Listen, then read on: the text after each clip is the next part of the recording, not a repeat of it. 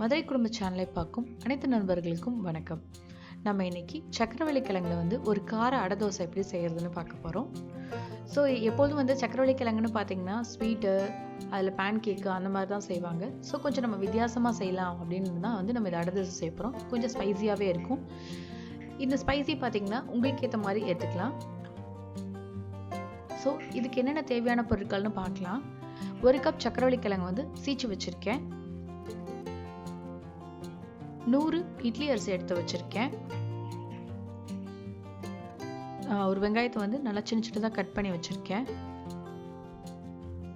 1 inch அளவுக்கு இஞ்சி எடுத்து வச்சிருக்கேன். காரத்துக்கு 3 பச்சை மிளகாய் எடுத்து வச்சிருக்கேன். 1 டீஸ்பூன் சில்லி பவுடர் எடுத்து வச்சிருக்கேன். 1/2 டீஸ்பூன் கரம் மசாலா எடுத்து வச்சிருக்கேன். கொஞ்சம் கருவேப்பிலை பொடி எடுத்து வச்சிருக்கேன். இதுக்கு பதிலாக நீங்கள் கருவேப்பிலை கூட யூஸ் பண்ணலாம். அப்புறம் கொஞ்சம் கொத்தமல்லி எடுத்து வச்சிருக்கேன். கொஞ்சம் தேங்காய் கீரி வச்சிருக்கேன். கீரி போட்டால் தான் டேஸ்டாக இருக்கும்.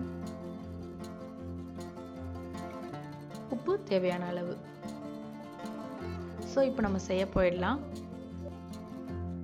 நம்ம சீச்சு வச்ச சக்கரவள்ளி கிழங்கு, பச்சை மிளகாய், இஞ்சி 3த்தையும் போட்டு ஒரு அடி அடித்து எடுத்துகிட்டு வந்துடலாம். ஸோ இப்போ அரைச்சிட்டு வந்தாச்சு.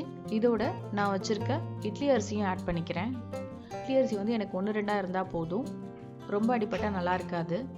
உங்களுக்கு ஒரு வேளை நைஸாக அரைக்கணும்னு நினச்சிங்கன்னா நீங்கள் இட்லி அரிசியை முதல்ல போட்டு அரைச்சிட்டு அதுக்கப்புறம் மேலே சக்கரவள்ளி கிழங்க போட்டுக்கோங்க. ஸோ இப்போ நம்ம மாவு ரெடி ஆயிடுச்சு. ஸோ இந்த மாவில் நம்ம இன்னும் கொஞ்சம் ஸ்பைசஸ் ஆட் பண்ண போகிறோம். 1 டீஸ்பூன் சில்லி பவுடர் ஆட் பண்ணிக்கிறேன். 1/2 டீஸ்பூன் கரம் மசாலா ஆட் பண்ணிக்கிறேன். உப்பு தேவையான அளவு ஆட் பண்ணிக்கிறேன். ஒரு வெங்காயம் சின்ன சின்னதாக கட் பண்ணி வச்சுருக்கேன், அதையும் ஆட் பண்ணிக்கிறேன். அதோட கொத்தமல்லி தலையும் நல்லா கிள்ளி போட்டுக்கிறேன்.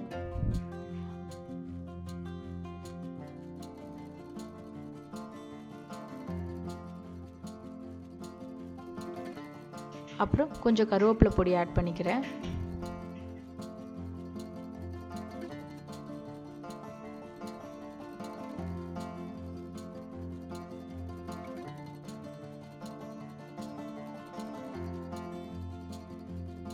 அப்புறம் நம்ம கீரி வச்சிருக்க தேங்காய் ஆட் பண்ணி நல்லா மிக்ஸ் பண்ணிட்டீங்கன்னா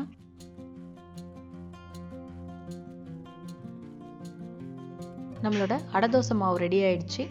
ஸோ இப்போ நம்ம அடை தோசை ஊற்ற போயிடலாம். நான் அடை தோசை சின்ன சின்னதாக ஊற்றுவேன், ஏன்னா அப்போ தான் கிறிஸ்பியாக இருக்கும் அதிகமாக. ஸோ நம்ம அடை தோசை ஊற்றிப்போம்.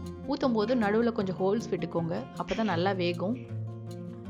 ஸோ இப்போ எண்ணெயை ஊற்றிட்டு கொஞ்சம் நேரம் நம்ம மூடி வச்சுக்கலாம் வேகிற வரைக்கும்.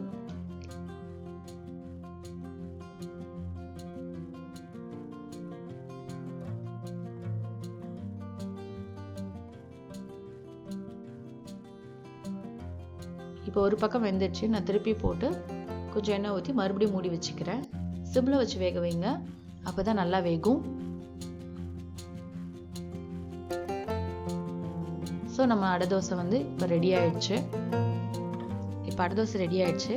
இந்த அடை தோசைக்கு தேங்காய் சட்னியோ இல்லை வெங்காய சட்னியோ வச்சு சாப்பிட்டா ரொம்ப நல்லாயிருக்கும். நாங்கள் இப்போ இதை வெங்காய சட்னி வச்சு சாப்பிட போகிறோம். நீங்களும் இதை செஞ்சு பாருங்கள். உங்களுக்கு ஏதாவது ஃபீட்பேக்ஸ் இருந்துச்சுன்னா எங்களுக்கு கமெண்ட் பண்ணுங்கள். இந்த வீடியோ லைக் பண்ணுங்க. சப்ஸ்கிரைப் பண்ணாத நண்பர்கள் சப்ஸ்கிரைப் பண்ணுங்க. தேங்க்யூ.